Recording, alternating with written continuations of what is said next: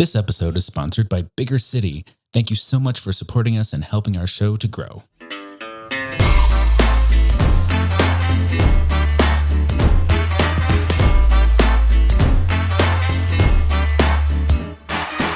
Hello and welcome to the Big Fat Gay Podcast, where we talk about the things that are weighing on our minds. My name is Michael Willer. I am a chubby chaser, and this morning I am a spooked out boy. We caught a ghost on our camera last night. No, I mean, probably not, but also there's something flying through one of our cameras that's undetermined origin. So that was a fun way to wake up. Hey there, my name's Don. I'm a big chubby guy living here in sunny Hollywood, and today I am a drone-using drone boy. I've been flying this tiny little drone around Las Vegas through Michael's living room, and it's been awesome. It's been so much fun. Oh, dear. Oh, wait a second. There might be a connection here.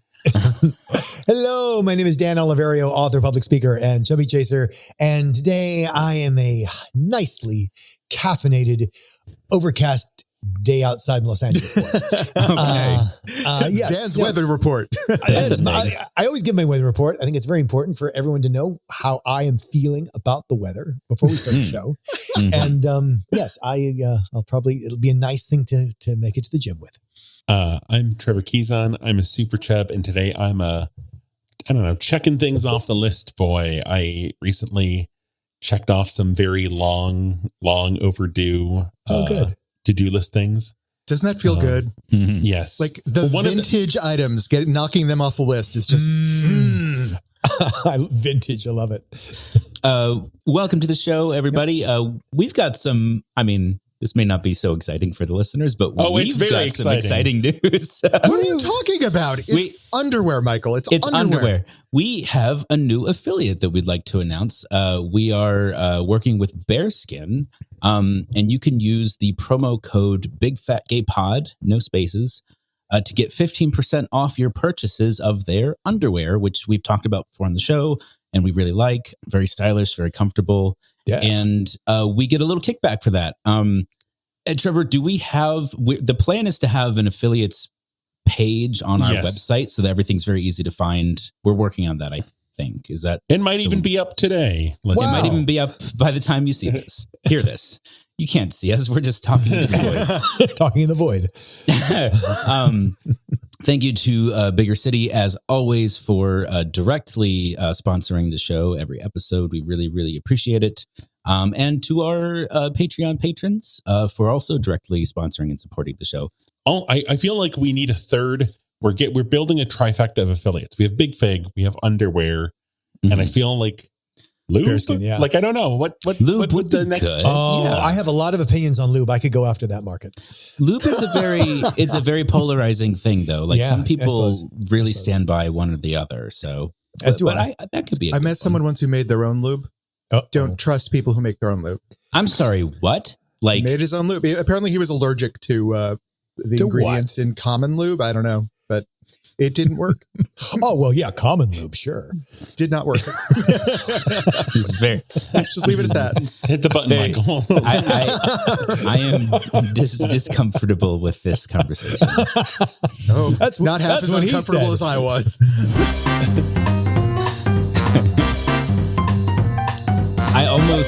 I almost hit the mailbag music because not to spoil the rest of the episode, but it will become relevant soon.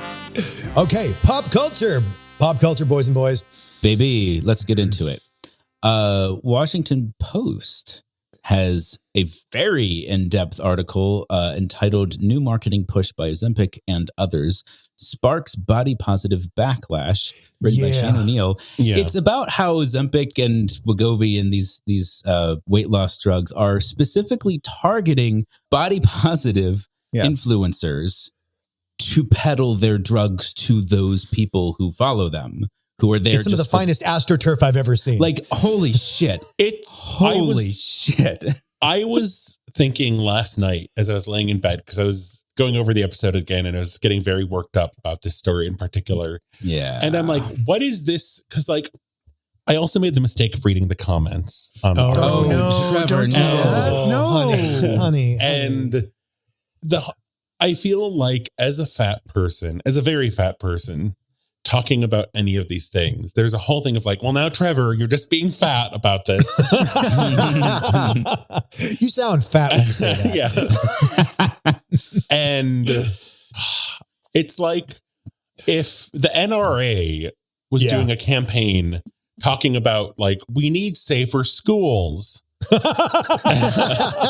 Right. School shootings are a problem we need to talk about. It's like, okay, well, we have been talking about this. And why have we been talking about this?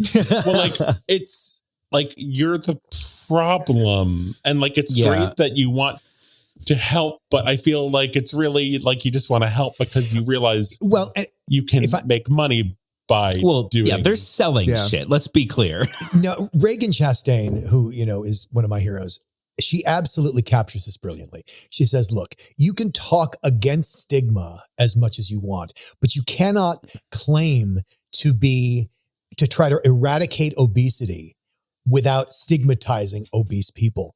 Those are mutually exclusive. And that's her point. As long as you're trying to pathologize and get rid of this kind of person, you have discriminated. It's bias. Mm-hmm. Yeah. And so I think the one kind of like, I mean, there's a lot that's very interesting about this article, but there's a gray area talking point that I wanted to bring up, which is the idea of, choosing to lose weight for whatever reasons you might choose. And like, is that okay? And I'm not posing that. I'm posing that rhetorically as a way to bring up the conversation versus like, these companies, what is it? What's the parent company that owns all of these drugs? Novo Nordisk. Novo Nordisk, like advertising to you to try and convince you to buy the drugs to lose weight. Like one of them feels like, okay, I've made my own educated choice based on my own needs. And the other one is, we're preying on the people who aren't choosing this, who are going to weight loss. Not weight loss. Body positive influencers. It's getting cross in my mind now. This is what they do to you. And that's where I think the distinction lies, is that on one side, you have people who have specifically chosen to try and be happy in their bodies and love themselves regardless. And those are the people being targeted for weight loss. It's like planting landmines in these other messages, of like, you're going to like, you try and find something to make yourself feel good about yourself and accept your body. And then embedded in that message is that little poison pill. You could be, your body you could only be happier if you take this product for selling it. Yeah, I think it's a little more insidious than that, Don. But yes, I think it's actually, who are the people who stand in the way of global domination of Novo Nordisk? It's body positive influencers who are saying you could be, like just. Oh, they're buying them out. They're buying them out. Wow. It is eliminating your competition by buying them out. Or by making the others, if you won't be bought out, well, obviously you're crazy and an intolerant, such and such. And this is the exact same thing that we talked about, I think a month or two ago with Weight Watchers, bringing, body positive influencers into their Weight Watchers fucking spa or whatever it was to create content to advertise Wegovy and Ozempic. Well, actually, this was sponsored by Novo Nordisk. This is their partnership with Weight Watchers, right? But again, it's economic because Weight Watchers saw medical intervention of things like Wegovy and Ozempic. They saw that as a threat to their business model, which is basically buy our stuff. It's about willpower. And so they shifted their business model to do what? Well, to include the medical stuff so they can sell it too. Yeah, to partner with them, literally to partner with them. Well, again, they're selling their stuff. Right. It's coming from all sides is kind of the feeling of it. But the article also interviews a handful of people including Virgie Tovar, who's been a Fat Watch Spotlight feature. Thank you. Who's been a Fat Watch feature before, and Tigress Osborne, of course, friend of the podcast. And whenever Tigress comes up in one of these articles, just like how she is in life for me, it is such a grounding presence because it is. She is always says the perfect thing. Like just in the sea of discourse, has a way to distill the message. She's ready on the spot. She is ready to talk. Yeah. I will say that this does get at something which is a very old controversy, and where this really lives and breathes, and that is is being fat an identity or a condition? And the problem is that people take sides on that. People say, well, it's both. People say a lot of things, but that's where this lives and breathes. And it's a lot in the same way that a lot of people have the same debate about, for example, being gay. Like, is that just a condition because sometimes people are not gay or they choose, or is that like an identity and you're part of a gay community? And it has the same impact as if somebody came up with this pill, like, oh, we could make you not gay if you take this pill. And I don't know if y'all are old enough to remember, that was one of the litmus tests for, I guess, gay activism in the old days. Was like, well, if you could take a pill and not be gay, would you take it? And the correct answer was no, you wouldn't take it. But a lot of people would. I imagine someone's like, oh no, I forgot to take my gay pill. Well, and if you think about it, and and you'll even see it in, I think, one of the X-Men movies where they come up with a cure for being a mutant, and the way it divides the community. And that's in some ways deliberate. I think that's very accurate because I've seen this like analysis of kind of scenes in that movie where it's like Storm, who can control the weather, telling Rogue, like, no, you don't need to cure yourself. And it's like, she can't touch it. And like, she can't have any kind of physical contact with anyone or she'll kill them. And it's like, no, you're perfect the way you are. And it's like, I feel like, am I? Yeah. Well, and I think that's kind of what a lot of like the kind of the conversation here, where it's like, people who are, I think it's not even really fat, like how fat they are. It's like what ailments they have that they attribute to their fatness. Yeah. Like, the woman in the article who, had sleep apnea and acid reflux. And, it's like, well, I need to lose weight because it's these things are happening. But both of those things, she could, I'd lose however much weight and still have sleep apnea and acid reflux. Yeah. You mean like thin people do? Yeah. Yeah. And that's really where this lives, is that you can't just say, oh, it's a bad idea. You can't just make it identity versus condition, because, if you are, if you're 700 pounds, I could understand why you might want to be less fat to be able to do certain things. I get that. Mm-hmm. But I think there's also something in, which is, I find, especially with just, the latest in an ongoing conversation that has just been going on forever. The way that fat people are spoken to about this, as if they have not spent their entire lives being told every single diet, every single method of weight loss. Like, it's infuriating. Yeah. And they always assume you know nothing about it, that you've never considered it, that like, oh gosh, you mean there are these things called calories? Right. That they're the first person to tell you. Well, and even more than that, because, something I say in my book is that science always marches forward, has significant improvements, but science never says it's sorry.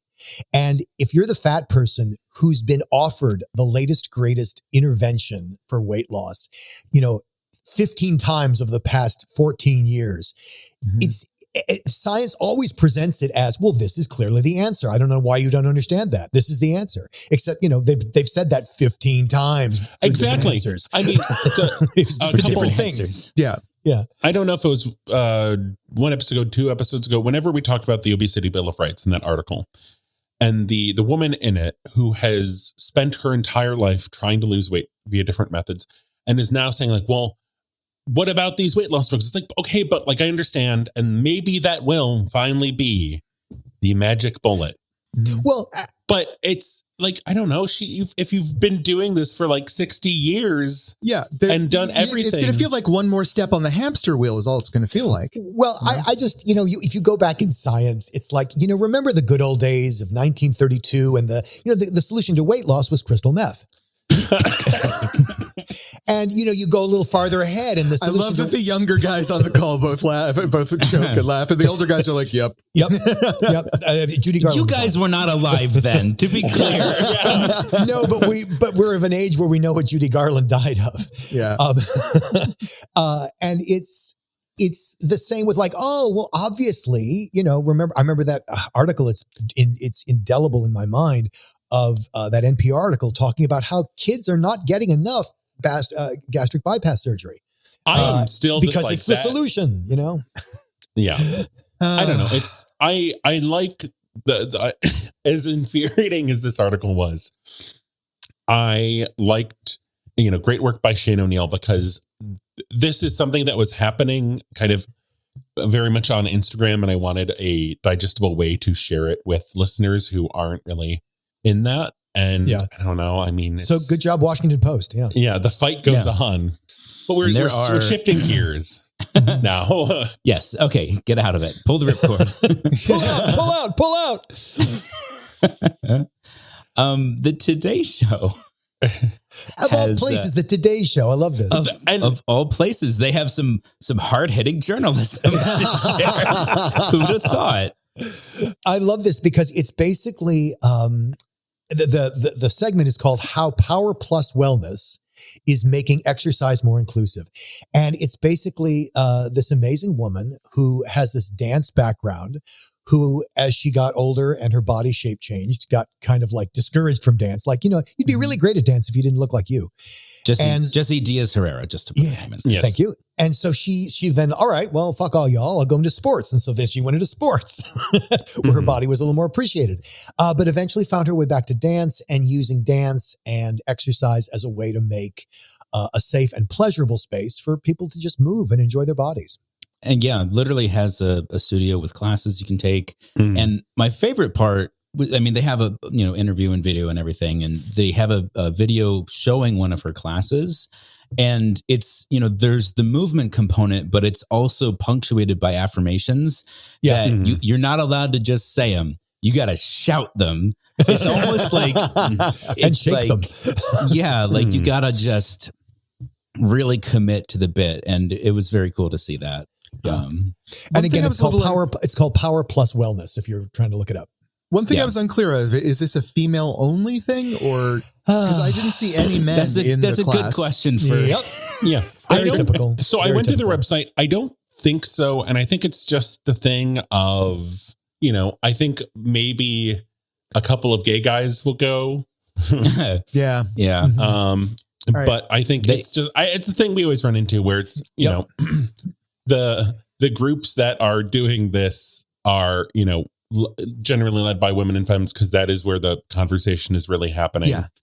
I want to do the ribbon dancing, because I like that she expressed the apprehension, and that they do things that are not just, that don't just feel safe, that challenge you. Because I think I could be good at the ribbon dancing if I didn't fall and correct my neck. Do you mean ribbon dancing, or do you mean where they're like suspended in the air on course? It's the rhythmic gymnastics, you mean, right? Yes. I guess I think of ribbon dancing because I imagine I'm a mouse on a that's not what ribbon dancing is. Ribbon dancing is like twirling. It looks like oh God, what's the thing called that Pink does during her shows? There's a word for it. Suspension. Silk work. Yeah, it's aerial work. Is that what aerial work is what this really is? Okay. Yeah, and one of the points of the class is that you're actually, it's not just that you're pushing your body, because for if you're a heavy person, and I do mean heavy, like you weigh a lot, that might seem really unsafe that you're going to be suspended over a wooden floor. But the thing is that the woman makes a really good point that if you see other people who are your size, who are maybe even bigger than you see them doing it and they're not dying, that, wow, maybe I could do this. And that's a lovely group satisfaction. The thing that I noticed watching that was that I always thought that would be very painful, because I don't know if you've ever been suspended by a harness, but all of your weight on those straps hurts, right? But when I was looking at the silk work, they can open the cloth that's suspending them so that the surface area holding you up doesn't have to be like a rope. It can be like a plane. Yeah. And I really like that. The difference between holding a heavy grocery bag with plastic bags that cut into your hand versus like something that has a handle on it that spreads out the surface area and is much easier to hold. And it's just so everyone knows, the class is based in New York City. However, they do have online. You can tune in online and do at least some of the stuff from home. Obviously, Probably not the silk work. Yeah. But they have other things you can tune into. Oh, I don't know, Trevor. I think we can install hooks in the ceiling. Maybe so. Don't forget, the sling can be easily shipped out and switched for silk. Exactly. Mm-hmm. Lord knows we haven't enough of those. Okay. I was going to say, I would be curious if listeners, like, if we maybe, I don't know, sponsored one of their Jiggle Live or later virtual classes, if we could do like a big fat gay pod class and invite listeners. Crash their. Yeah. I'd be down. I would join for that. Let us know. Cool. All right. Well, onwards to the Eagle. Take us away. Fat Watch 2024. On my giant ribbon, my silk. And I'm contorting and twirling. This just in. Fat man hauled away by Eagle. Look at him go.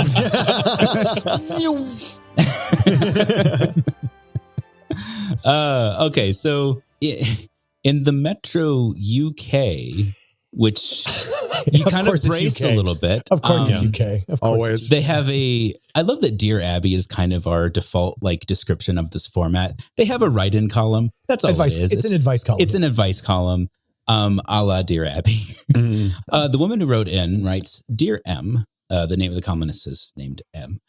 Dear M, my mum is really, I love it's mum because it's British. My mum is really unsupportive with my body acceptance journey. I think it's mainly with me sharing it online and not understanding why I do it.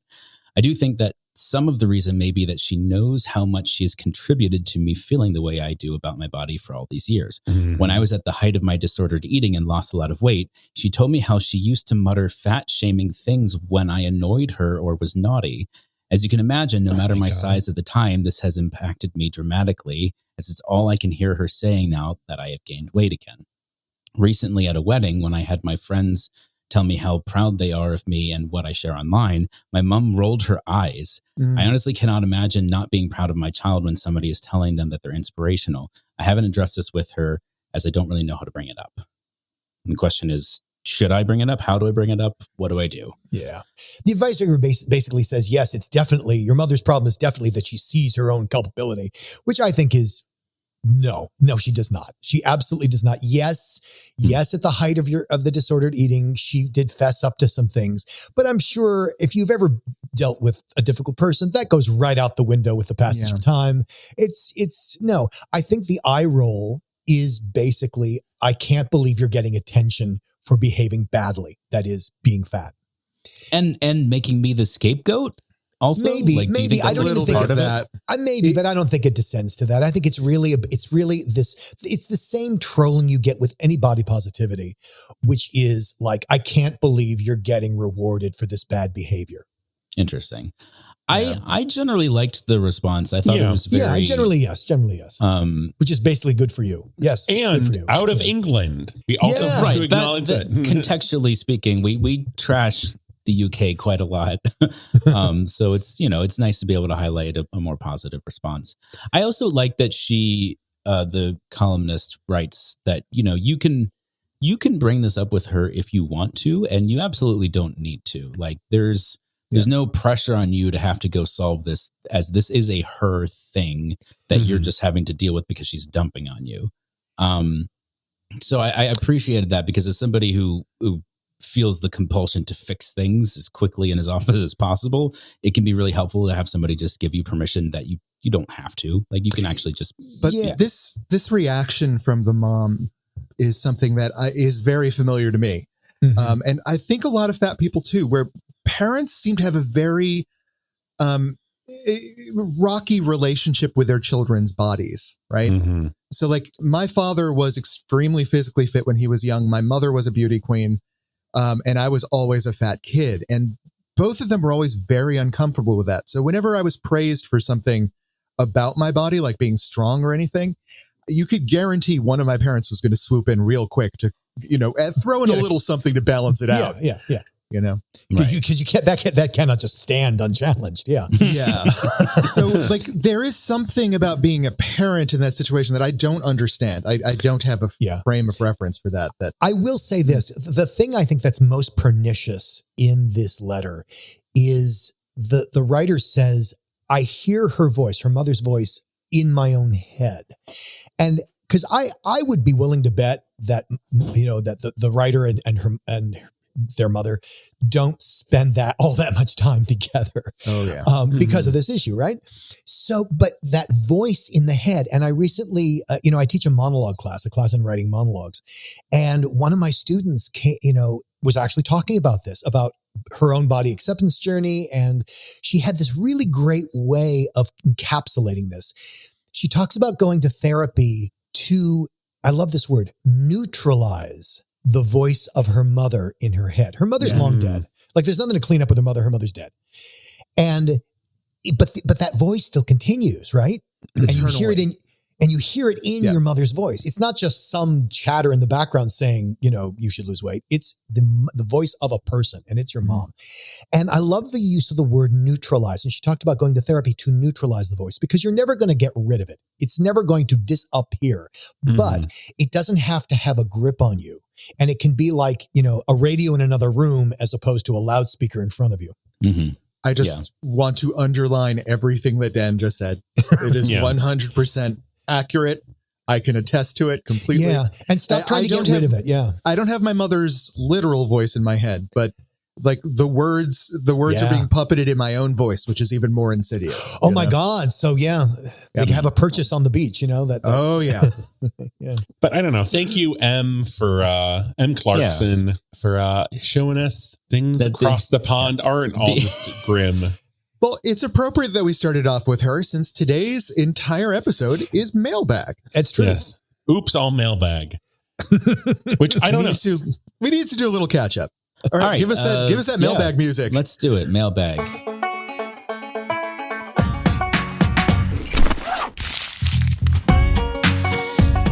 Should I go? Yeah. In episode 166, Age Before Booty. Yes. We had a letter about that, and a listener writes, "Hey, I wanted to bring up a sort of addendum to the episode about aging in the community. Don touched upon this, but I feel like as a chub who's approaching 30, I'm starting to get more luck with chasers." Yep, I've heard this before. While this could be due to a number of factors, I think part of it is it's kind of hard to be fat, gay, and young at the same time. When I was in my early 20s, it felt like I was primarily attractive to older chubby chasers, and I couldn't really find chasers my own age. Now, however, I'm not only finding more guys in my age range who are open, but I also feel like I attract those younger chaser types as more of a big daddy bear type. Does that make sense? Just a thought as we approach the Valentine's Day episode. Yeah, we've been catching up. Yeah. This came in a while ago. Yes. I mean, yes, I think that's absolutely accurate. I also think there is a thing now in vogue. When I was growing up in the gay community, like 30 was like, have you made your grave arrangements yet? You are 30. Like it was death. Yeah. And all of a sudden it reversed itself where it's like, oh my God, they're not even 30. I couldn't possibly date someone in high school. They're not 30 yet. I think the millennial generation was the one that broke that, because I remember hearing people talk about that when I was, 21, 22 in LA. And, a lot of my friends were quite a bit older, anywhere between 30 and 50. And they would talk about, hitting your 30s in that exact same way, which never made sense to me. Yeah. And I never heard anyone else my age talk about that in the gay context. It was only in terms of actors and their looks. That's where I heard that primarily. But as far as like gay people my age, I know it's a thing for people to age in general, but it wasn't that, hitting 30 was death kind of thing. Well, and it's also, if you look at it's being older has become so much more popular, as you see now with the dad bodies, you see with facial hair, as you see with everybody trying to run as far away as they can from the twink syndrome and trying to look older. And, guys who are in their 20s apologizing for being young when they approach an older gentleman for a date. Yeah, that's a little weird. That I have gotten that a couple times. Well, because they've been slapped down so hard. Like, oh my God, you're 22. I couldn't possibly. It's very rampant. And again, it's just the pendulum swinging the other way. Because when I was growing up and I was in my early 20s, I remember thinking like, oh my God, I would never date someone 30 something. Oh my God. Oh yeah. Like the crypt keeper if they're 30 something. That's so foreign to me. That's so interesting. But our listeners' experience is very similar to mine. Where like I could not meet anyone my own age until I hit my 30s. Like I could only meet older guys. Yeah. Guys in my age group either didn't exist or were not interested in someone my age. Now, I have a question though, because that's also been, I won't say couldn't, I would say my interest was primarily in older guys until I hit my late 20s. And that started shifting closer and closer to just my age as I'm now in my early 30s. And I wonder if was that your experience as a matter of choice? Or no, as availability. Okay, so like, it was literally just nothing else is in front of you. I do think that people have age tastes the same way they have a lot of other tastes in partners. I agree with you, but I think they flex over a lifetime. They can broaden a bit. Yeah, sure. As you decide that, or you see that, oh, this thing I thought was attached to age really isn't. Yeah. Like maturity, right? But, I've always liked younger guys, which worked really well when I was in my 20s. And I was lucky enough to hit this curve that when I got into my 40s, younger guys were into me because older guys like me were dish of the day. So it's always sort of worked that younger guys were either interested in me contemporaneously or, as I got older. Right. And we'll see how long I can give that up. I don't know. I'm curious, Trevor, what's your experience been? Because I feel like you and I could have had overlapping experiences. I think it's kind of more similar to you, where just like I hated guys my age. People your own age were fucking annoying in your 20s. Are you kidding garbage? Me? Like, and I feel like I don't know. Guys in their 20s now, it's like they got to be at least like 25, really. Yeah, it's like their brain is like it's an egg that is cooked. Yeah, well, and biologically that's true. I know that I know. And it shows. Cause I have just like younger guys. Well, and by the way, I remember what I was like in my early 20s. I wouldn't date that guy. He was an idiot. Yeah. Same here. I will say the younger guys I've been meeting lately, they have a much higher emotional intelligence than guys of my generation did by a long shot. Yep. They're not always, I feel like certain other aspects of knowledge have been sacrificed for that in some cases, but they definitely know their selves, know their goals, know their wants way better than I did at their age. And I'm so impressed by that. I also think as an older person, I have more to say on I've spent my career either teaching or mentoring people 20 to 25. And when I was 20 to 25, I was kind of useless at that. And, now as I'm much older, many times older, I was like, oh yeah, I actually have something to, let me tell you about that. And here's how that's going to go. And we have a bunch of these to get through. Yeah, we do. Okay. Right. Well, thank you, listener. I'll read the next one. How about that? Yeah. Episode 167. That's so interesting. Listener writes, just finished listening to episode 167 and the discussion on fat celebrities and weight loss. You mentioned recording the episode on Sunday night, so this isn't really about timing. After talking about Jonah Hill and fat representation, Trevor recommended the new trailer for Nick Frost's upcoming movie Crazy House. This stuck out for me because just the day before, Nick Frost posted a photo of his recently shaved face looking lean. It drew some congratulatory comments and a few jokes about an Ozempic quip, including an Ozempic quip. And that reminded me of an old Mad TV sketch with Will Sasso after he lost weight and the other cast members teasing him about losing all of his talent with it. Yeah. I may be a chaser, but I try to be supportive of anyone losing weight. If it's someone close to me, I do ask if it's because they wanted to and not because they felt pressure to. I prefer everyone to be happy over being fat or skinny. Thanks for sharing the conversation. That's really great. Well, thank you. And yes. Yeah, absolutely. And I remember that sketch on Mad TV. Yeah. It was brutal. Yeah. I don't remember that. Brutal. Oh, it was kind of horrible. Like I'm not sure it was even funny, except it was true that Will Sasso loses weight and the whole cast is like, oh gosh, I guess, are you even funny? I mean, and nobody laughs at him and they treat him and then there's a whole and thing where he's like going around and he's like just binge eating. And then they put him trying in a to gain fat the weight suit back. And he falls through the floor or something. He's like, I'm funny again. Yeah. Oh God. Well, making fun of the trope that you can only be a fat clown. So he tries to gain the weight back, get in the fat suit so that he's allowed to do pratfalls and be made fun of. Mm-hmm. I wonder. Wow. It's really, that's because I can see that as being, like a really it's hard to watch in terms of just being a sketch because it's cringy, but as a commentary, it's really incisive. It's spot on. Spot on. Yeah.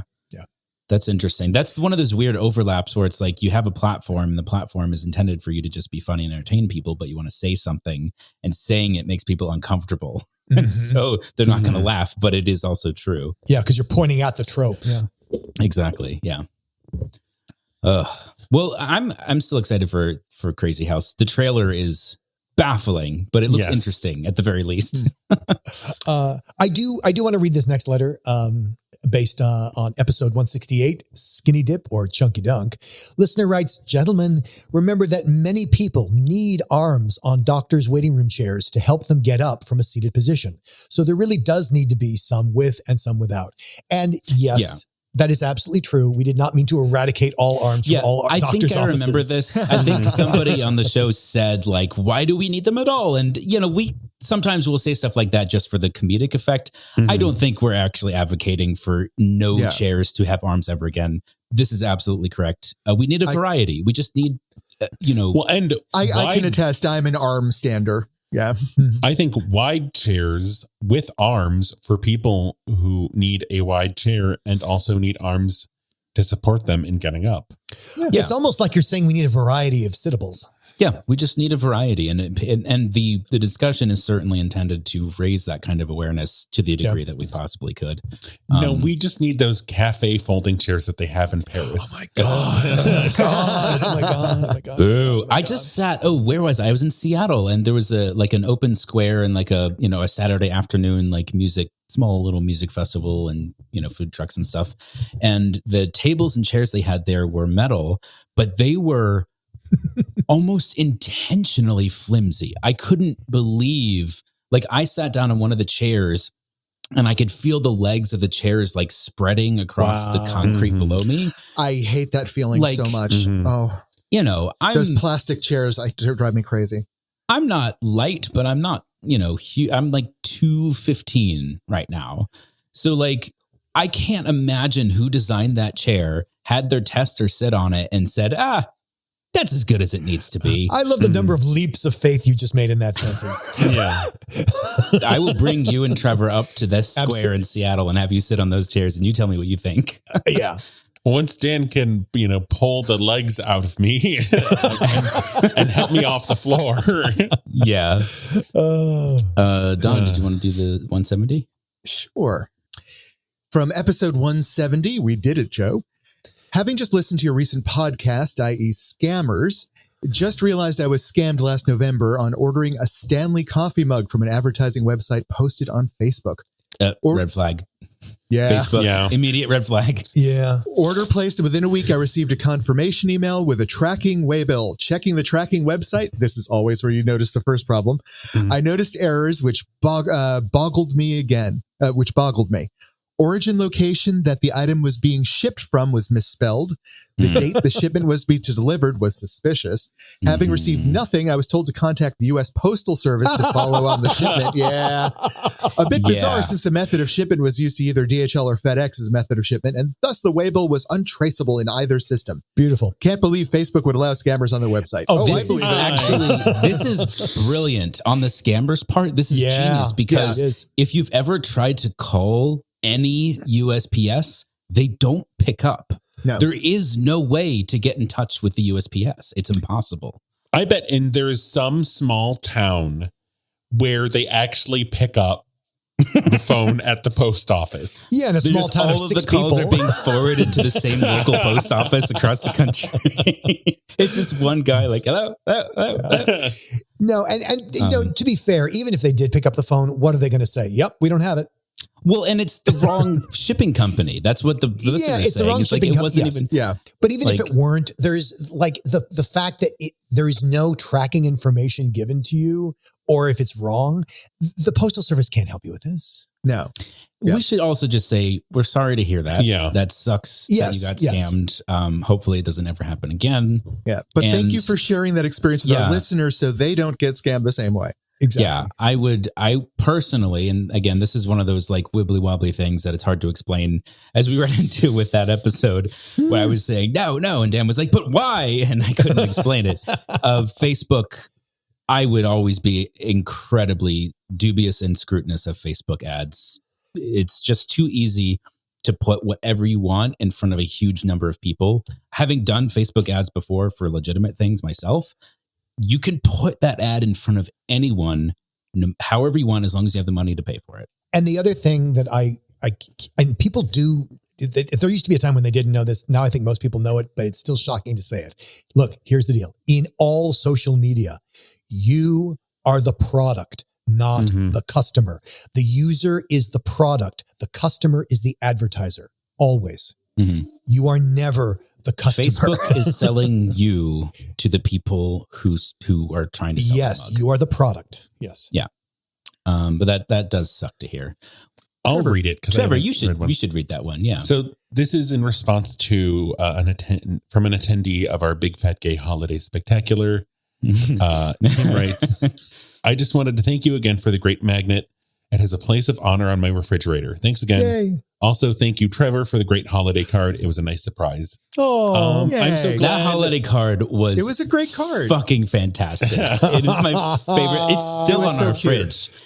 We still have it on the fridge. The holiday card they're referring to is we of course have our holiday card designed every year by artist Bats Langley. And this year it was me as the Nutcracker and Trevor as the Rat King doing battle in the ballet. Prancing, dancing Rat King. Yeah. the prancing must be commented upon. Yes. Yeah. Very balletic. Yeah. But yes, that's good to hear that the magnet has a spot in their fridge.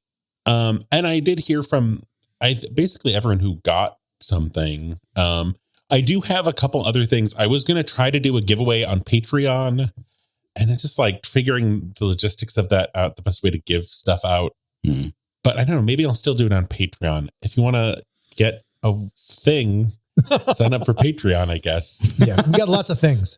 We got some things to give hat. away. Yeah, some hat, a couple hats. We have a knit cap. We have a baseball cap. I think the refrigerator magnets are dynamite. We use them on our limited cruise. run, by the way. Yeah. We don't have like a whole warehouse of this stuff. This is very limited run. Mostly, I think, just to like test. Is that right, Trevor? Like just to kind of see, and just like see what it looks like. Yeah, the magnets are very large, which I think if we did magnets for sale, they wouldn't be this big. I was like, I want a big old magnet. Frisbees. Come on, it's kind of cute. It's the Big Fat Gay Podcast. Yeah, it's not you can have a petite Big Fat Gay Podcast magnet. This magnet should go in the Husky section to shop. Yeah. And listeners, if you're trying to imagine how big is it, it's about the size of your hand. Yeah. It's a good like 4 inches circular, something like that. It just feels great. We check things off of our to-do list. I can't remember if that was in the episode or the behind the scenes. That was in the I think it was in the episode. Wasn't it? Okay, good. I think checked off our mailbag to-do list about how good it feels to check stuff off. We do have one quick tip for the day. Just a quick reminder that our Bearskin promo code is Big Fat Gay Pod. It's 15% off. Yeah. And some of the underwear is really nice. So a lot of the underwear is really nice. I love their designs. They're very colorful. They're not, boring old like medium gray underwear. I have flannel looking underwear. It's awesome. Beautiful. Yeah. Gorgeous. All right. Cruising on to the bit. So our bit for the day, I thought we would try something a little different and just have a quick mini story time. About mail, right? So I'm just going to put out a question to the group and see if anybody has an answer. Have any of you received a love letter that really touched you? I have 2 answers for this. All right. Should I go? Is that just the whole go? question? I think it's not going to be to everybody. It's not going to be. This is just going to. I'm going to throw out 4 questions. We'll take 1 answer each. Well, I got this was 4 years ago. It was just before COVID. I got a random card. Oh, that's right. That's right. You guys remember this? Yeah. Oh, shit. Yeah. Oh, and I don't think I mentioned it on the show. I think this was because I was freaked out by it, a little freaked out by it. The card, it was around Valentine's Day, and the card was anonymously, it was addressed to me, but it was anonymous. There was no signature, and it said the card was like, I want you to ride me like a cowboy, and it had like a little cowboy, but it was like a sexual connotation to it, and it was handwritten. Like the card had a cowboy on it, and the line was handwritten. And then in the post, like this is no email, right? This is no email. It was mailed to me, so they had my address, and it was weird, and like I was like, I shouldn't be freaked out by this because it's essentially a compliment, but also what's the point of keeping this a secret? It's really just making me wonder who, what, where, when, why, and how. Horses can't sign their name. Exactly. Yeah. Did you ever find out who it was from? I did find out. Well, Did I confirm that? I had a strong suspicion. I think I did confirm it. Yeah, I figured out who it was from. Good. Which was all the more confusing, I have to say, once I discovered who it was. It was not my partner. We were not dating at the time, but it wasn't him. Have you ever written a letter you were afraid to send? Yes. Oh. Several times. Yes. I mean, not letter, but email. Well, I mean, I think if it's a length, it's like not a text, but an email, that still counts. Yeah. And I'm one of these people because I do write professionally. I will like write something and then rewrite it and then rewrite it because I realize that my first draft is just the thing I would tell my students never to write. Like, oh, this is terrible. Yeah. This needs a rewrite. It's repetitious. It whines. It like, just get to the point, Dan. I'm a firm believer in if it's anything that you're even remotely, I would say this maybe for every email, but especially if you're emotionally invested, write it, read it if you want to, and then let it sit for as long as you can. At least 24 hours. I agree with that completely. At least 24 hours. Even I feel that way even about casually emotional emails. Like, it doesn't need to be a high stakes one for me. I'll let it marinate a bit. My ex, who was really a brilliant psychologist, he had this best piece of advice for this. He said, you get this disturbing communication and you want to address whatever it is. And sure, there's a million ways you could go off on it. You could react to it. You could not say anything. You could do a lot of things, right? And he said, what do you want to happen? Like, you're going to send something or not send something. What is the result you would like to achieve? And therefore, that's the communication you should write. Yeah. Something that will be in furtherance really of that key. result. It's so, and all of a sudden, all this shit goes away like, oh, well, given that I never want to talk to them again, I could just do that now. Or given that, I want to say thanks for sharing, but no, I could just write that, what is the result you want? Yeah. All right. Our next question for the day. Have you ever sent a fan letter? Who to, and was it responded to? I hear some embarrassment coming from Dan here. Yeah, I think I got one. I don't think Trevor even knows this. Wow. Yeah. Okay. So I was probably, I don't know, let's say 10, maybe 9. And I was a big Disney head, especially Disneyland. Didn't really care about the movies, didn't care so much about the characters. But I was really into Disneyland. You were a Disney boy. I would not have guessed that. Well, not the characters, really. It was more like the nerdy kind of like, oh, how does this roller coaster work? Oh, yeah, the Imagineering. They were much heavier on the Imagineering back around those times. When in the park, that was fascinating to me. Yeah. So I don't know how it came about, but Disney was... No, I think this is just my own idea. I don't think they solicited anything. I just got it in my head that Donald Duck's girlfriend needed a name, and I wrote to propose a name that I thought would be what Donald Duck's girlfriend should be named. And because of the way the character was drawn, it was, she was, sort of a take charge kind of duck gal. And I decided that the appropriate name for that kind of character would be Donna. So Donna Duck, right? And the people at Disney wrote me back a very nice letter thanking me for my interest and, of course, being part of the Disney family and saying, but actually she already has a name. Oh. And let me tell you, gentlemen of the podcast, it is a terrible name for that character. Her name is Daisy. Oh, I remember Daisy Duck. Which is not a really great name for a bossy duck. Maybe it's an ironic name. Maybe it's ironic. But for the 9-year-old in me, I was like, that Daisy, that's ridiculous. That's terrible. Donna's what are they thinking over there? They need somebody who can really take charge. I looked up to see, because I was like, wait, when did they because I assumed that Daisy must have been named at that point. Yeah. And she was, but before Daisy. Is Donald still There is around? a Donna Duck. Yes. A Latin character named Donna Duck, who was, I think, one of the earliest iterations of did you say female counterpart. Did you say a Latin character? It says a Latin character. Well, the pictures Latin of her I'm finding Latina? online are she's dressed like Carmen Miranda. Oh, okay. Because there was a short Don Donald. Yeah. Wow. Look how smart I am. Dan, you were ahead of the curve or behind the curve. I'm not actually sure. Well, yes. You were curving. You were a curve, that's for Well, sure. I think most of my life can be said that I was either in front of or behind a curve of being run over by it or having to let it pass me by. What we know for sure is that there were curves involved. There were curves involved and I wasn't at the top of it. Well, dear listener, do you have a Disney character that you think got the wrong name? Trevor, where can they tell us about it? Well, we're on Twitter and Instagram as at Big Fat Gay Pod. There we go. Here's the music. We're on Facebook as the Big Fat Gay Podcast. Leave us 5 stars there. Leave us 5 stars everywhere. Apple Music. We're on YouTube Music now, I guess. Yes, we are. People have subscribed to us on there too. Huzzah. Oh, cool. Yeah. Support us on Patreon at patreon.com/Big Fat Gay Pod. See the articles we talked about at www.bigfatgaypod.com. That's all, folks. It's the last time I put brandy in your coffee. I'll tell you. Yeah.